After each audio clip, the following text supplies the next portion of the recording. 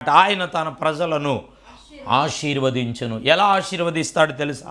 చాలామంది ఆశీర్వాదాలు కావాలి, మేలులు కావాలని ఎక్కడికెక్కడికో పరిగెత్తున్నారు. ఆ సంఘము, ఈ సంఘము, ఆ సేవకుడు, ఈ సేవకుడు. ఏమండి, ఇప్పుడు ఈ మధ్య చాలా సంఘాలు, సేవలు పెరిగిపోయినాయి. ఏమండి, చాలా మనుషుల్ని మభ్యపెట్టే వచ్చేసినాయి.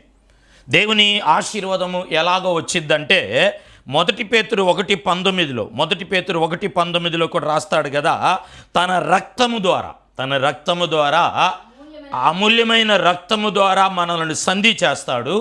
ఆ రక్తము చేత ఎవరైతే కడగబడతారో, రక్షింపబడతారో, మారు మనసు పొందుతారో, పాప క్షమాపణ నొందుతారో వారు ఏ స్థలములో ఎక్కడున్నా వారి దగ్గరికి ఆశీర్వాదాలు వెతుక్కుంటూ వెళ్తాయి. అదే కీర్తన 29:11 తన ప్రజలను ఆయన ఆశీర్వదిస్తాడు. నీతిమంతులు తలల మీదకు ఆశీర్వాదములు వచ్చును. ఆశీర్వాదాల కొరకు మనం పరిగెత్తకూడదు, కార్యాల కొరకు మనం వెళ్ళకూడదు.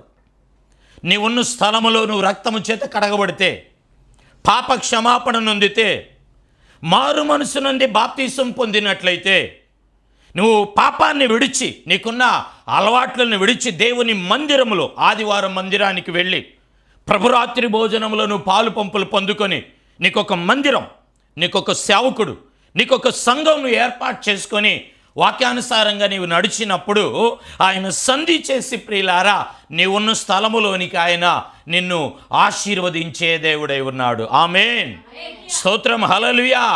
ఆశీర్వదిస్తాడు. అదే అన్నాడు, దేవుడు తన ప్రజలను ఆశీర్వదించు దేవుడు. తన ప్రజల్లో మీరు కూడా ఉన్నారు.